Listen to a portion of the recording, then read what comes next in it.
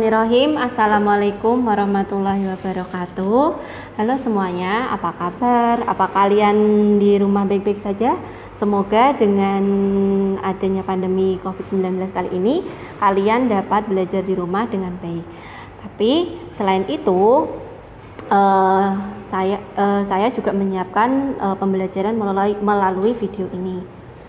Nah, sebelum kita belajar, alangkah baiknya kita membaca bismillah terlebih dahulu. Bismillahirrahmanirrahim. Semoga pelajaran kali ini akan bermanfaat bagi kalian.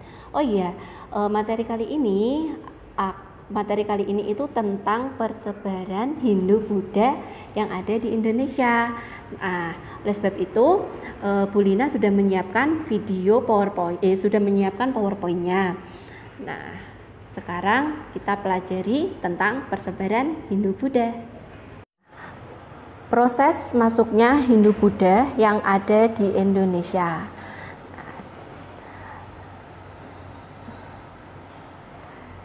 Masuknya Hindu-Buddha itu ada 4 cara. Yang pertama dari teori Waisya, selanjutnya ada teori Ksatria, lalu ada teori Brahmana, dan teori arus balik. Nah, yang pertama teori Waisya. Golongan Waisya berdagang di Indonesia mengadakan kolonisasi, menikahi gadis Indonesia dan menyebarkan agama menurut N.G. Krom. Nah, di samping ini tokoh yang bernama N.G. Krom atau Nicholas Johannes Krom. Yang kedua ada teori Ksatria. Teori Ksatria, para ksatria India yang membantu dalam kemenangan bagi salah satu kelompok mendapatkan hadiah atas kemenangan berupa pernikahan dengan putri dari kelompok tersebut. Dari pernikahan tersebut, para ksatria dengan mudah menyebarkan agama Hindu-Buddha. Nah, ini teori menurut C.C. Bird. Selanjutnya, yang ketiga ada teori Brahmana.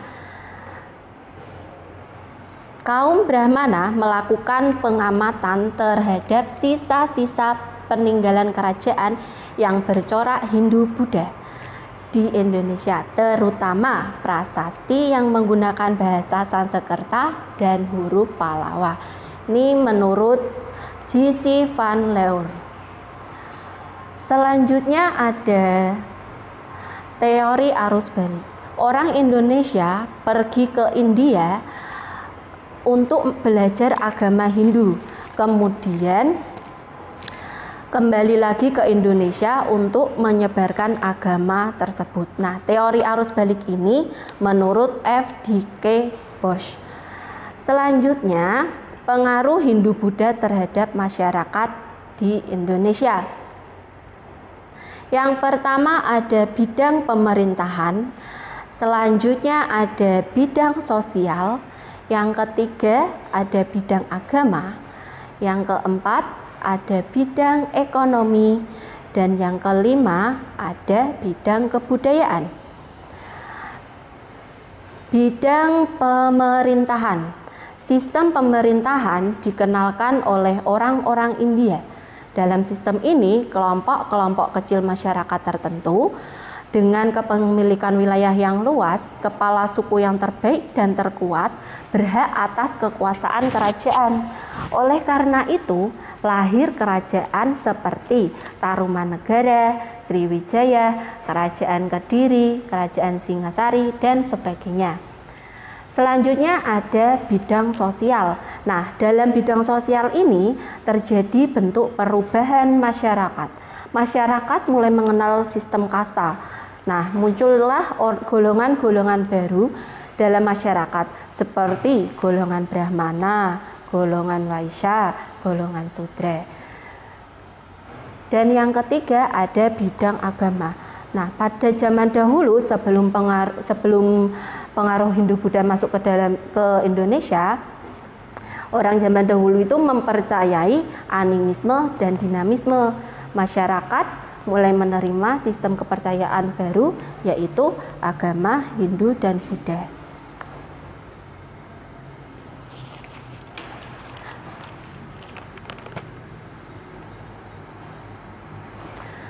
Yang keempat ada bidang ekonomi. Kegiatan ekonomi pada masa kerajaan Hindu-Buddha diantaranya berdagang, pelayaran, dan tenaga kerja. Dan yang terakhir ada sistem kebudayaan. Yang pertama bidang bangunan. Bidang bangunan itu terdapat 3 unsur. Yang pertama bidang kebudayaan. Bidang kebudayaan itu terdapat 3 unsur. Yang pertama seni bangunan, selanjutnya ada seni rupa, ada sastra dan aksara. Di dalam seni bangunan, salah satu contoh seni bangunan adalah bangunan punden yang berundak-undak. Nah, tradisi tersebut berpadu dengan kebudayaan India yang mengilhami pembuatan bangunan candi. Yang kedua ada seni rupa. Seni rupa atau seni ukir.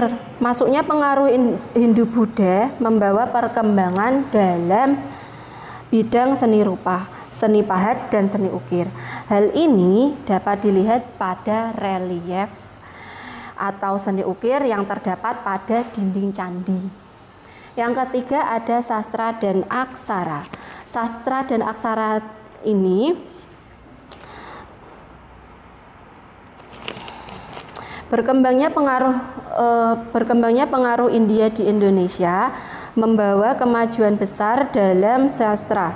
Karya sastra yang terkenal yang mereka bawa adalah Kitab Ramayana dan Mahabharata.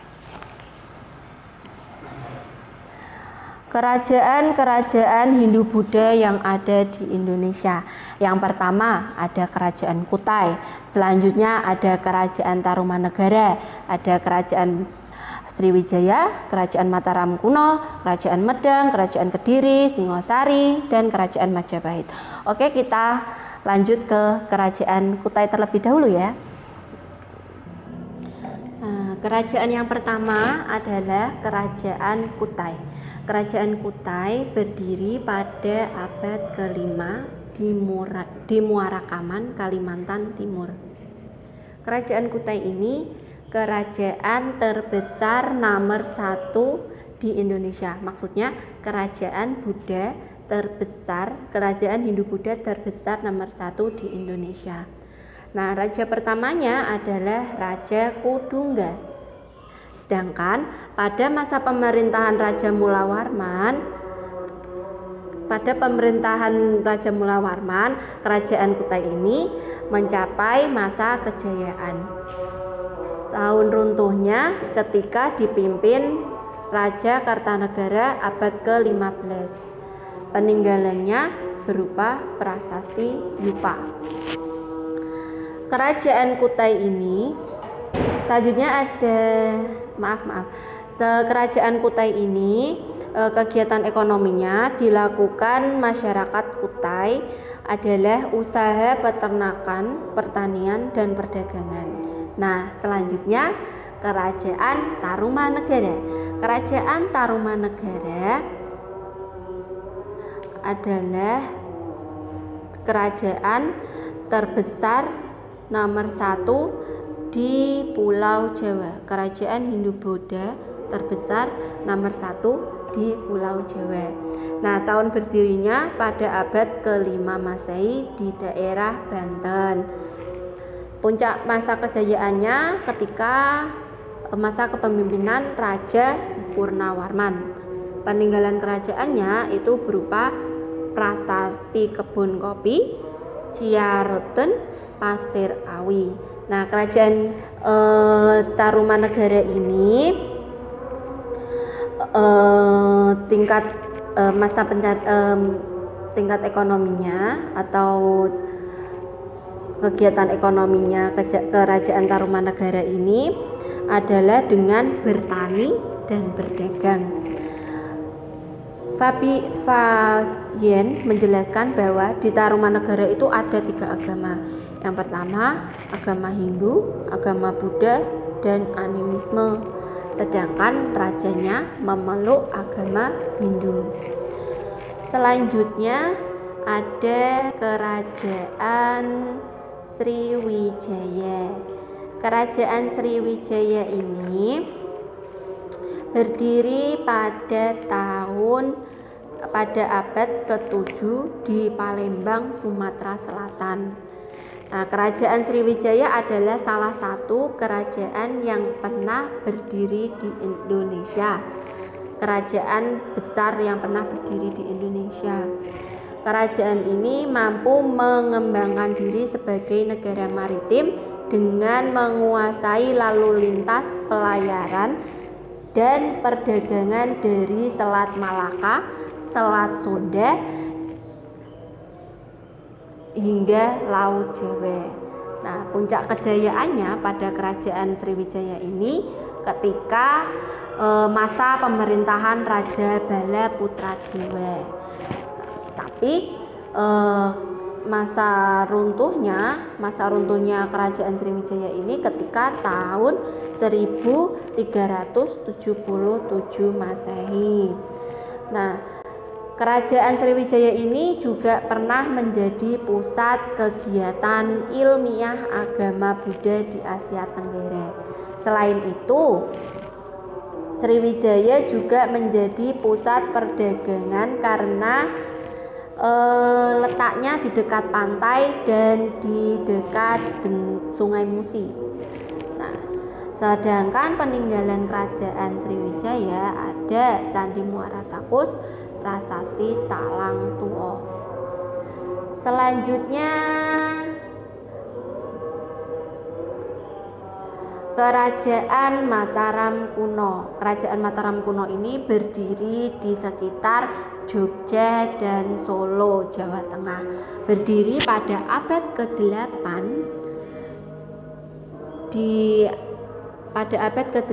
di daerah aliran Bengawan Solo, Jawa Tengah. Puncak kejayaannya pada masa Dyah Balitung. Runtuh pada tahun 924 sampai 929. Kerajaan Mataram kuno ini diperintah oleh dua dinasti. Yang pertama ada dinasti Sanjaya dan dinasti Sailendra. Dinasti Sanjaya ini beragama Hindu, sedangkan Sailendra beragama Buddha. Nah, sedangkan peninggalannya ada Prasasti Canggal, Prasasti Ligor, dan Prasasti Nalanda. Selanjutnya ada Kerajaan Medang. Kerajaan Medang berdiri pada tahun 929 di Jawa Timur. Kerajaan Medang ini raja pertamanya adalah Dharma Tunggadewa atau Empu Sendok. Puncak kejayaannya pada masa Erlangga.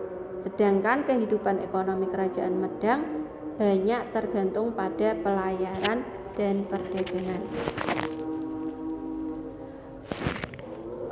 Runtuhnya Kerajaan Medang itu pada tahun 1016 Masehi. Peninggalan Kerajaan Medang sendiri terdiri atas Prasasti Pucangan, Prasasti Limus, dan sebagainya. Selanjutnya ada Kerajaan Kediri. Nah, Kerajaan Kediri ini seperti namanya, Kerajaan Kediri ini berdiri pada tahun 1045 Masehi di kota Kediri, Jawa Timur. Puncak kejayaannya pada masa Raja Jayabaya. Runtuhnya pada tahun 1222 Masehi. Ketika itu Ken Arok bersama kaum Brahmana menyerang Raja Kediri pada tahun 1222 Masehi, sehingga Kerajaan Kediri tersebut mengalami keruntuhan. Nah, sedangkan peninggalannya ada Prasasti Padlegan, Prasasti Panumbangan, dan Prasasti Hantang. Nah, kekuasaan Kediri ini berakhir pada masa Kertajaya pada tahun 1222 Masehi juga. Selanjutnya ada Kerajaan Singasari. Kerajaan Singosari ini berdiri pada tahun 1222 Masehi di Jawa Timur. Ketika Raja Ken Arok itu kan menyerang kerajaan Kediri. Nah, pada tahun itu ketika Kediri runtuh, Raja Ken Arok mendirikan sebuah kerajaan yang diberi nama Kerajaan Singosari. Raja pertamanya tentu saja Ken Arok. Nah, patung yang di samping ini adalah patung dari Ken Arok. Puncak kejayaannya itu ketika Kerajaan Singosari ketika dipimpin oleh Raja Kertanegara. Terus Kerajaan Singosari itu runtuh ketika tahun 1292 Masehi. Peninggalannya ada Kitab Paraton, Prasasti Baklawi. Nah, sedangkan kehidupan Singosari, Kerajaan Singosari itu bersumber dari pertanian dan perdagangan. Kerajaan Majapahit berdiri pada tahun 1293 di Jawa Timur. Puncak kejayaan pada saat pemerintahan Raja Hayam Wuruk. Nah, kerajaan Majapahit ini dianggap sebagai kerajaan Hindu-Buddha yang terbesar dalam sejarah. Nah, lalu munculnya kerajaan Majapahit erat hubungannya dengan keruntuhan kerajaan Singosari. Kerajaan Majapahit tidak hanya dalam kejayaan Majapahit tidak hanya dalam hal pemerintahan, tapi dalam bidang juga ekonomi. Majapahit berkembang menjadi negara agraris dan negara maritim. Tetapi pada tahun 1401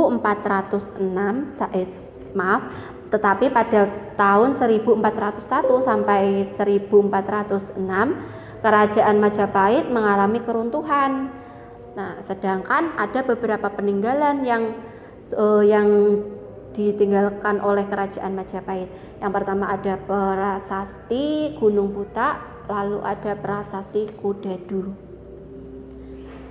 Nah, peninggalan masa Hindu-Buddha. Tadi kan kita sudah membahas tentang kerajaan-kerajaan Hindu-Buddha yang ada di Indonesia. Nah, sekarang ganti peninggalan masa Hindu-Buddhanya. Yang pertama ada candi. Nah, di sini di gambar ini adalah Candi Borobudur. Nah, yang bentuknya agak lonjong ini namanya stupa. Nah, ini Candi Borobudur. Yang kedua ada Gapura. Nah, selanjutnya ada Petirtaan. Nah, Petirtaan ini tempat mandinya para raja dan ratu. Selanjutnya ada patung atau arca. Patung atau arca ini adalah patung Ken Dedes. Nah, ini prasasti. Prasasti ini prasasti Ciarutem. Prasasti Ciarutem ya. Nah, ini selanjutnya setelah prasasti ada relief. Relief ini adalah gambaran yang berada pada dinding candi. Selanjutnya ada kitab. Nah, kitab ini adalah Kitab Sutasoma. Oke, sekian pelajaran IPS pada kali ini. Semoga ilmu yang sudah saya berikan dapat bermanfaat. Apabila ada kekurangan, mohon maaf. Sekian, wassalamualaikum warahmatullahi wabarakatuh.